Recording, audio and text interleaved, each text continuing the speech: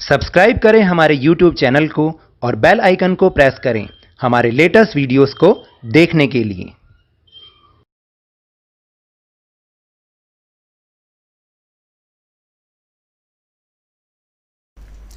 Hello and welcome to Lovneesh sir की क्लास। आज की ये शिक्षा निदेशालय राष्ट्रीय राजधानी क्षेत्र दिल्ली की वर्कशीट नंबर 11 जो कि कक्षा 8वीं के विद्यार्थियों के लिए है। यह ली गई है सामाजिक विज्ञान के इतिहास विषय से और इसमें हम जिस पाठ को समझने का प्रयास करेंगे वह है ईस्ट इंडिया कंपनी का पूर्व में आगमन। देखिए, मैं जानता हूँ कि बहुत सारे बच्चे इतिहास से घबराते हैं, उन्हें थोड़ा सा वो बोर सा लगता है, लेकिन अगर हम इसको एक कहानी की तरह सुने और मज़ेदार रूप से सुने तो शायद हमें ये हिस्ट्री, ये इतिहास बहुत अच्छा लगने लगेगा। तो मैं भी इसी तरीक़ा का एक प्रयास कर रहा हूँ। तो चलिए शुरुआत करते हैं मेरे साथ और समझने की कोशिश करते हैं। आज का ये जो पाठ है ना, ईस्ट इंडिया कंपनी का पूर्व में आगमन। पूर्व का मतलब जो पूर्व की तरफ देश थे वहाँ पर ईस्ट इंडिया कंपनी, एक छोटी सी कंपनी, किस तरीके से आई सिर्फ व्यापार करने के लिए, और व्यापार करते करते कैसे उसने हमारे इस इतने बड़े देश पर कब्जा जमा लिया, उसी के बारे में हम इस पाठ में थोड़ा बहुत समझेंगे।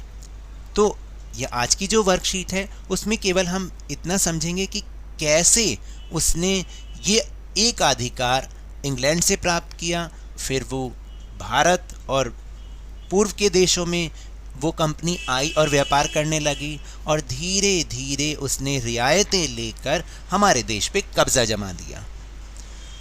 मुगल बादशाहों में औरंगज़ेब आखिरी शक्तिशाली बादशाह थे।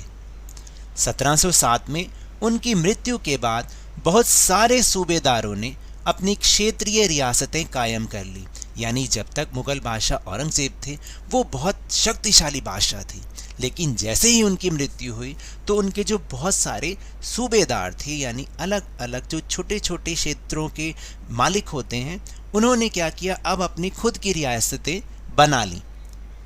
इधर 18वीं शताब्दी के उत्तरार्ध तक राजनीतिक क्षितिज पर अंग्रेजों के रूप में एक नई ताकत उभरने लगी थी।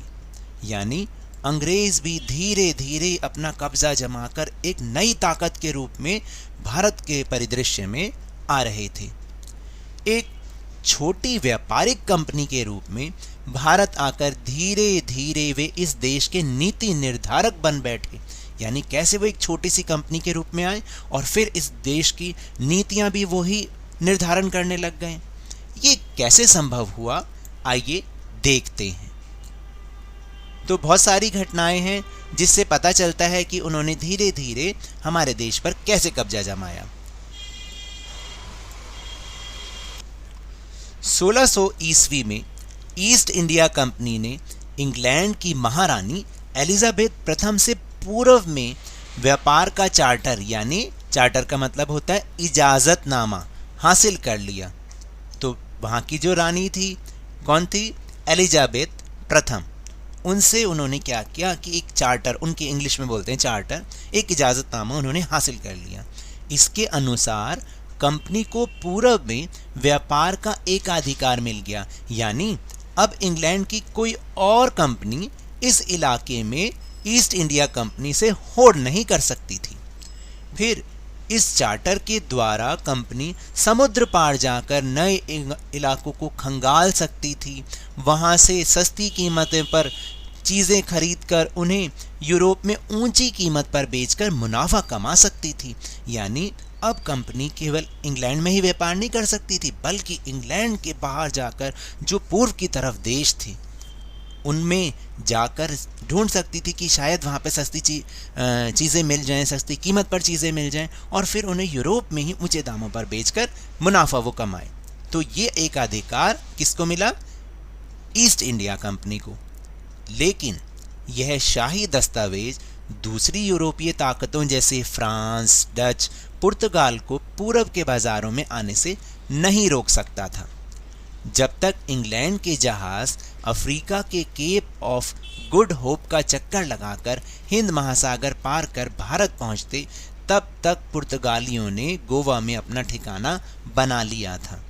तो ये जो अंग्रेज़ थे ना, ये तो बहुत बाद में इंग्लैंड हमारे जो भारत देश पहुँचे, क्योंकि इन्हें पहले अफ्रीका आना पड़ा। अफ्रीका में ये रुके, यहाँ देखा, और फिर उसका चक्कर लगाकर जो वहाँ का महाद्वीप है, वहाँ का जो द्वीप है, उसका चक्कर लगाकर वो हिंद महासागर पहुँचते। इतने तो पुर्तगाली तो गोवा में कब से आकर अपना ठिकाना जमा चुके थे, हमारे देश भारत के साथ व्यापार कर रहे थे। आपको तो याद है ना कि सन 1498 में एक पुर्तगाली नाविक वास्को डी गामा हमारे देश भारत तक पहुंच चुका था। तो इसीलिए ऐसा ये बताया गया है कि इंग्लैंड में जो अंग्रेज़ थे वो तो बहुत बाद में पहुंचे थे, लगभग 100 सालों के बाद। फिर यूरोप के बाज़ारों में भारत के बने बारीक सूती कपड़े और रेशम के अलावा काली मिर्च, लौंग, इलायची और दालचीनी की भी ज़बरदस्त मांग थी। आप भी अपने मसालों में इन चीज़ों को यूज़ करते हैं ना, और हम देखते हैं कि इनका क्या क्या फ़ायदा है। तो इसकी डिमांड वहाँ के कहाँ के यूरोप के बाज़ारों में भी इतनी इनकी मांग थी, इतनी डिमांड थी कि सारे के सारे देश आकर यहाँ पर व्यापार करना चाहते थे। सभी यूरोपीय कंपनियों के बीच बढ़ती प्रतिस्पर्धा के कारण भारत में इन वस्तुओं की कीमत बढ़ने लगी और इन कंपनियों का जो दूसरी यूरोपीय कंपनियां थीं, उनका मुनाफा धीरे धीरे अब घटने लगा। फिर बाज़ारों पर कब्ज़ा करने की इस होड़ ने कंपनियों के बीच लड़ाइयाँ भी शुरू करवा दी, क्योंकि हर कोई चाहता था कि वो बाज़ार पर कब्ज़ा कर ले। तो इसलिए आपस में इनमें लड़ाइयाँ शुरू हो गईं। धीरे धीरे इन लड़ाइयों की वजह से उन्होंने अपने आप को सुरक्षित करने के लिए बस्तियों की किलाबंदी भी शुरू कर दी। बस्तियों की किलाबंदी का मतलब वो धीरे धीरे वहाँ जो लोग रहते थे उनके इलाकों पर उन्होंने कब्ज़े करने शुरू कर दिए, ताकि ये हो जाए कि भाई ये मेरा इलाका है तो इस पर कोई दूसरा कब्ज़ा नहीं कर सकता। इस कारण उनका टकराव जो स्थानीय शासक होते थे उनसे भी होने लग गया, जो राज्य का मुनाफा खोने के कारण इन व्यापारिक कंपनियों से पहले से ही दुखी थे, क्योंकि ये कंपनियां आती थी, उनसे रियायत लेती थीं और धीरे धीरे उनका फ़ायदा उठाकर उन्हें टैक्स ही नहीं देती थीं। अब उदाहरण के तौर पर बंगाल के सूबे को हम देखते हैं, जो पहले क्योंकि आपको पता है सबसे पहले जो अंग्रेज़ आए तो उन्होंने जब कब्ज़ा किया तो सबसे पहले बंगाल पे ही किया था, और वो कैसे किया था इस उदाहरण से हम देखेंगे। 1651 ईस्वी में हुगली नदी के किनारे पहली इंग्लिश फैक्ट्री शुरू हुई, जहां निर्यात होने वाली चीज़ों को जमा किया जाता था। यानी जहां क्योंकि देखिए वहां बंदरगाह है पास में ही पश्चिम बंगाल के, जो आज पश्चिम बंगाल है, तो वहाँ से ये चीज़ें निर्यात करते थे इंग्लिश लोग। तो इन्होंने क्या किया, वहीं पर ही एक अपनी फैक्ट्री बनानी शुरू भी कर दी, और जो भी निर्यात करते थे उन चीज़ों को उसमें उन्होंने जमा करना शुरू कर दिया। फिर जैसे जैसे व्यापार फैला, कंपनी ने सौदागरों और व्यापारियों को फैक्ट्री के आसपास बसने के लिए प्रेरित कर लिया। 1696 तक आते आते कंपनी ने इस आबादी के चारों तरफ एक किला भी बनाना शुरू कर दिया, और 1698 में तो मुग़ल अफसरों को रिश्वत देकर 3 गांव की ज़मींदारी भी खरीद ली, जिसमें एक गांव कालिकाता था, जो बाद में कलकत्ता बना। और अब हम इसे किसके नाम से जानते हैं? अब हम इसे कोलकाता के नाम से जानते हैं। तो यहीं से शुरुआत हुई ईस्ट इंडिया कंपनी की हमारे भारत पर कब्जा जमाने की। लेकिन क्या आपको पता है, इस ईस्ट इंडिया कंपनी ने मुगल बादशाह औरंगजेब से एक फरमान प्राप्त कर लिया। फरमान क्या होता है? राजा की तरफ से जारी किया गया एक आदेश, जिसके अनुसार कंपनी बिना शुल्क चुकाए व्यापार कर सकती थी, यानी उसको कोई टैक्स नहीं देना, और वो व्यापार बहुत आराम से कर सकती थी।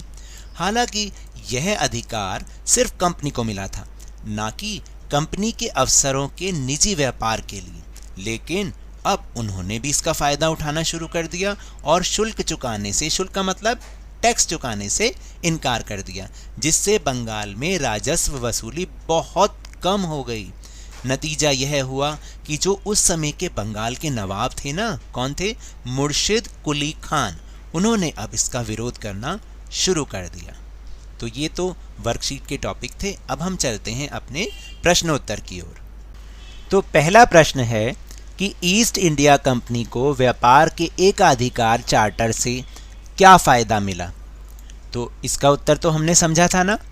इसके अनुसार कंपनी को पूर्व में व्यापार का एकाधिकार मिल गया, यानी इंग्लैंड की कोई और कंपनी इस इलाके में ईस्ट इंडिया कंपनी से होड़ नहीं कर सकती थी और इसके द्वारा कंपनी समुद्र पार जाकर नए इलाकों को खंगाल का मतलब खोज सकती थी, वहाँ से सस्ती कीमत पर चीज़ें खरीदकर उन्हें यूरोप में ऊंची कीमत पर बेचकर मुनाफा कमा सकती थी। फिर दूसरा प्रश्न है कि यूरोपीय व्यापारी भारत की किन वस्तुओं को यूरोप में ले जाकर बेचना चाहते थे और धीरे धीरे उनका मुनाफा क्यों कम होने लग गया। तो इसका उत्तर भी बहुत सरल है, हमने समझा भी है कि यूरोप के बाज़ारों में भारत के बने बारीक सूती कपड़े और रेशम के अलावा काली मिर्च, लौंग, इलायची और दालचीनी की भी ज़बरदस्त मांग थी।